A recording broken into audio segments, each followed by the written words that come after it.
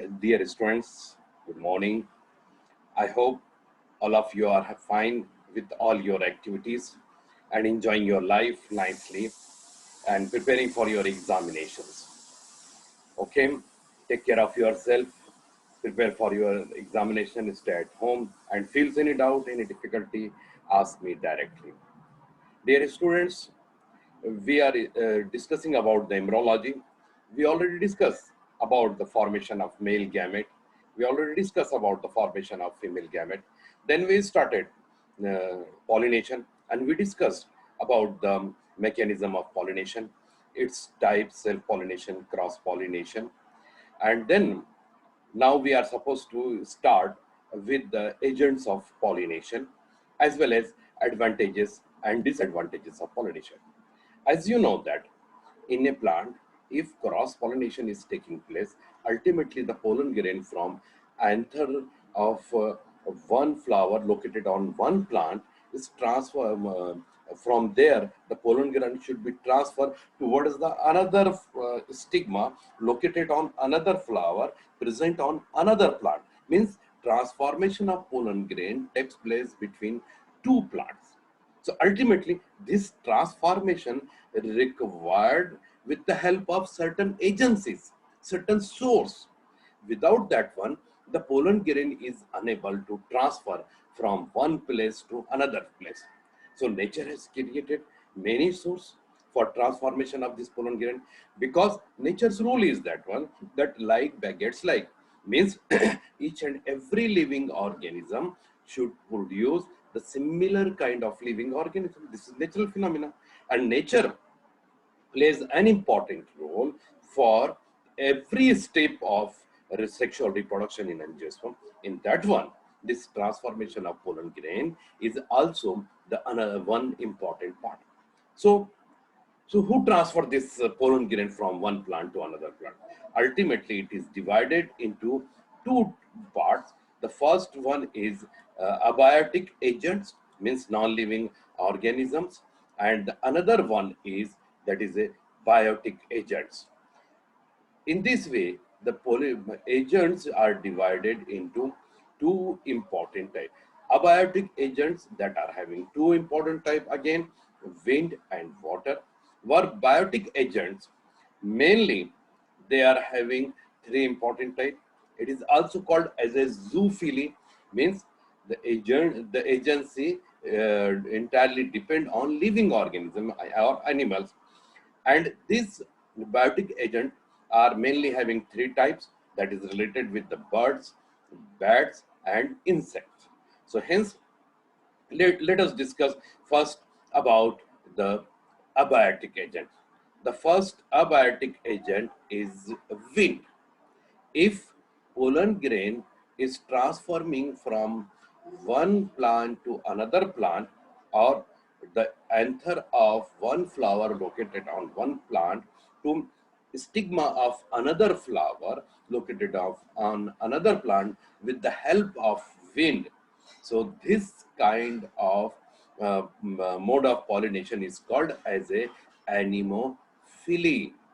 And those plants who perform anemophily or who transfer pollen grain from with the help of air is called as a anemophilous type of plants. The most common example of this one is maize, zea maize, makai. In this way, the pollen grain transfer from here to the stigma or to another flower located on another plant with the help of wind. For this purpose, nature has created many important characteristics. They plant produce large quantity of pollen grain, and that pollen grains are having weightless, बगैर वजन के होते. That's why they easily migrate.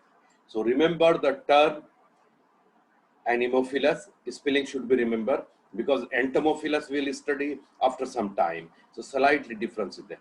Anemophily, anemophilous, and the transformation by wind or pollination by wind. So this is the first important type. The second one is in which the water plays an important role for transformation of pollen grain.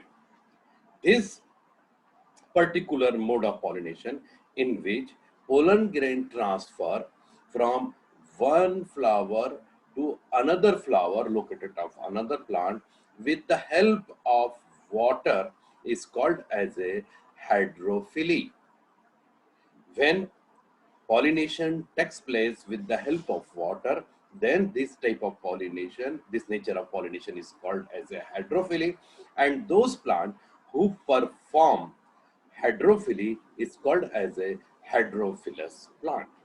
For example, Vallisneria, Hydrilla, these are the common examples. Ultimately, in many cases, the flowers are located towards the upper surface. In many cases, the flowers are located towards the lower side. So ultimately, on the basis of this one, there are two important types, that is a epihydrophily and hypohydrophily. If they are inside the water and water is transforming pollen grain, then it is hypohydrophily, or if it is located towards the upper surface of the water, then it is epihydrophily. Vallisneria is the common example of this one. For this purpose, nature has created important characteristic. Whatever the pollen grains are there, that cover with waxy substance. So ultimately, water does not enter inside, and pollen grain transfer with the help of water very easily to stigma and then germinate over there, and then fertilization takes place over there. So this is the first kind of hydrophilia. Remember, if water playing important role for transformation of pollen grain, then it is called as a hydrophilia. Now these are two abiotic components. These are two abiotic agents, means living organisms are not involved in it. That's why they are called as a non-living agents, abiotic agents, and that are the wind and water. Now proceed toward the another one, and that is called as a biotic agents. It means that these are the agents that belongs to living organisms. If you are able to see that, you see that all these are the living organisms, and that involved directly or indirectly for transformation of pollen grain. We are also zoophily agents. We also transfer the pollen grain voluntary or involuntary, due to handling, due to gardening, and many other things. So, but mainly, according to your syllabus, there are three important type of biotic agents, means living organisms, and they are able to transfer the pollen grain from one plant to another plant. The first one is the birds. Birds plays an important role for transformation of pollen grain from one flower to another flower, and this kind of pollination is called as a ornithophy. Ornithology इसी पर से आया है. Study of birds is called as a ornithology. And if birds playing important role for transformation of pollen grain from one plant to another plant, then this kind of mode of pollination is called as a ornithophy. And the plants, those who perform ornithophy, those who pollinated with the help of birds, are called as a ornithophilous type of plants. The most common example of this one is Erythena, Bombyx, Bignonia, Stellisia. This Erythenia is located in our parking garden. Bombyx is located on the steps of library, and Bignonia is in front of botany department. So in all these cases, these are the very common plants, and in this way, the nature has created a particular strategy in that one. The first thing, that flowers are so big size, having a particular nectars that is useful for the insects to eat it for their food material. Ultimately, birds comes over there for eating that food material. While they comes over there, so whatever the pollen grains are there on that particular flower, that attach with their feathers, their legs, their claws, and then they migrate from one place to another place. Ultimately, while sitting on the other flower, whatever the pollen grain is attached over there, that fall down on that particular flower. In this way, the pollination takes place, and that's why it is called as a ornithophilous type of pollination. Then the Second one is, that is the most important one, that is a chiroptophilia. If pollination is taking place with the help of bats, chimgarder, word bagul. If the pollination is taking place with the help of bats, then this pollination is called as a chiropterophily.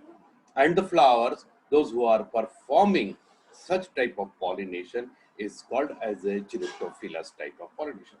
Just see that many flowers, they does not open in daytime, they open during night time. For example, Adansonia, it is the most common plant present in our atmosphere. In university you will find that large quantity of plants are there. Kigelia is there, and many other plants are there. And some of the jasminium species, Raat ki Rani, Raat ka Raja, they opens during night time only. You will find that many bats, they migrate, they moves around it. आपने रात में देखा होगा. So ultimately, that bird goes on that particular flower for eating the insects or for eating the food material from there, and whatever the pollen grains are there that attach to their feathers, their sides, their arms, and they migrate from one plant to another plant and for transfer the pollen grain in that particular sense. So during night time, with the help of bats, this type of pollination is taking place, and it is called as a chiroptophilous type of pollination. Adansonia is most important one, and that plays very important role in it. Then the last one is, that is a anemophily. Spelling देखिएगा, anemophily देखा आपने, एंटीमो. And entomology इसी से insect study of insects is called as a entomophily. If pollination is taking place with the help of insects, then it is called as a entomophily type of pollination. And those flowers, those plants who pollinated with the help of insect is called as a entomophilous type of pollination. It is also called as a mucophily type of pollination. It is very common and very popular type of pollination. Just see that insects that take food material from the flower. Ultimately, for this purpose, they come over there. This is the salvia, which is very common plant, bilabaty plant present in our atmosphere. So ultimately, this insects take food material from inner side because nectar is present. During this process, this anther is present, and the pollen grain attached to this particular arms or their tentacles or their body part. They take their food material. Meanwhile, the pollen grain attached to their body part, and then they fly and migrate to another flower, reaches over there. And while they reaches over there, whatever the pollen grain is there, they fall down over there. In this way, with the help of insects, this type of pollination takes place, and this is called as a entomophily. All smelly flowers or common or attractive flower, such type of pollination is taking place, and in nature has created lot of what you can say that adaptations for such type of pollination. All sunflower and many other flower, even in hibiscus or rose, such type of pollination takes place. So remember, these are the three important biotic agents, that is birds, bats, and insects. And you are supposed to remember that ornithophily, chiropterophily, and entomophily. Examples of this one are very common. You are supposed to remember, but don't mix it. Okay. So with this, we are finishing about the agents of pollination. It's very simple, and you are supposed to remember with the help of this particular charts, which I will circulate you, and you have to go through this one, and you are supposed to remember all this. Now, the last part of this one, that are the advantages and disadvantages of self-pollination as well as cross-pollination. Now, let us see the advantages of self-pollination. Just see that this pollination is taking place within a flower. So it means that it is a sure method of pollination, means it is a sure stage of sexual reproduction. It takes place because the second important thing, that it does not rely on external agency. sometimes there is abnormal conditions if external agencies are not available over there. So this pollination does not depend on that one. This pollination is sure one. It is entirely depend on that one. Then flowers are having both the reproductive organs. So the same that reproductive organs are utilized for them, and um, uh, these whatever the characters are there in ancestor, the same character transfer, no hybridization takes place, or no mix of characters appear in this particular plant.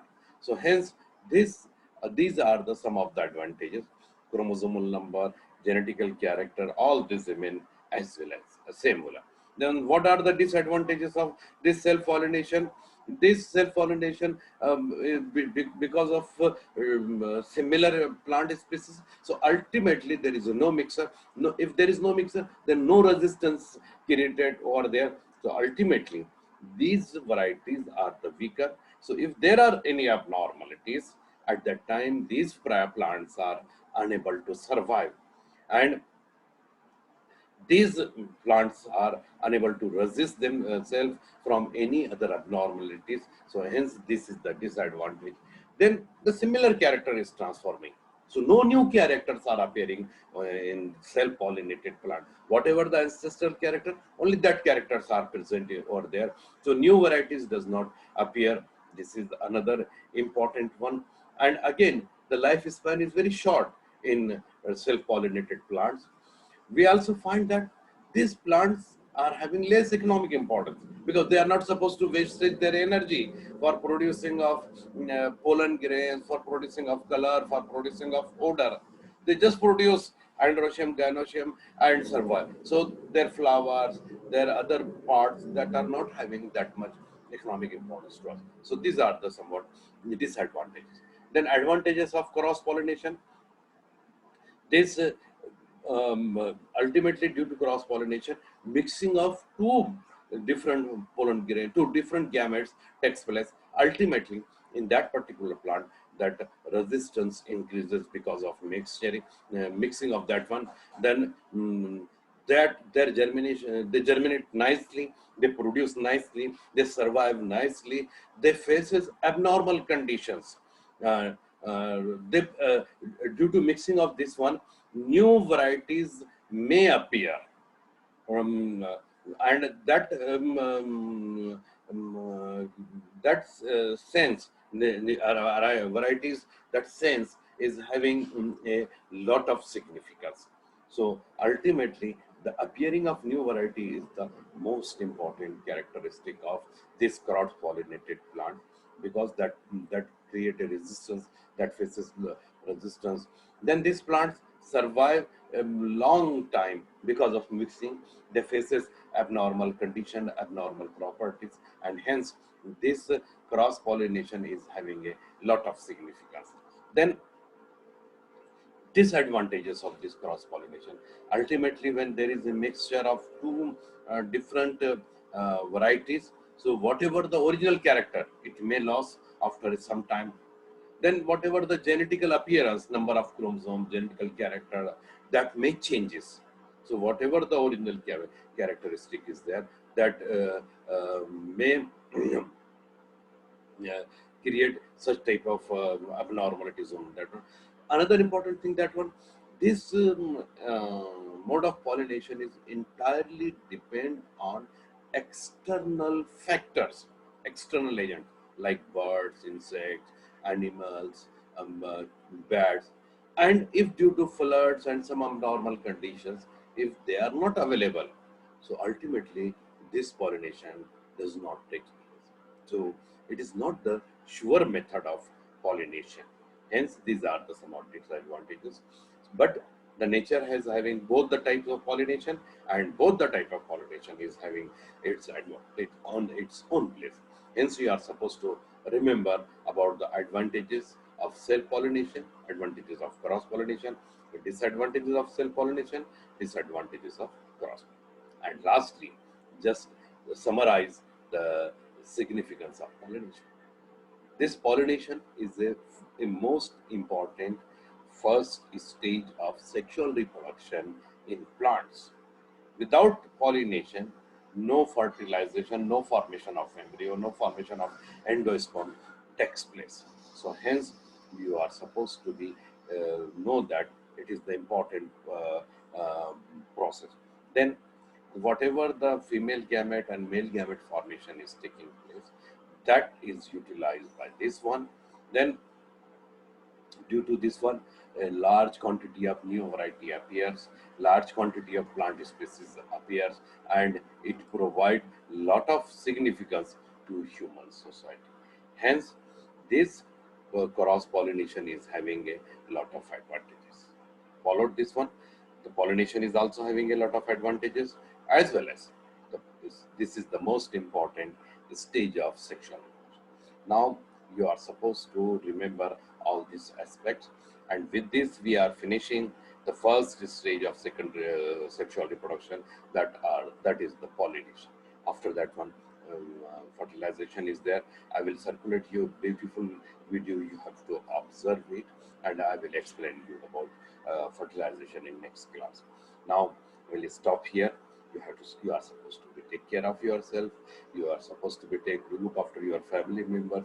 Stay home, remain safe, and prepare for your examination. And if you are feeling any doubt, any difficulty, ask. Okay. Thank you.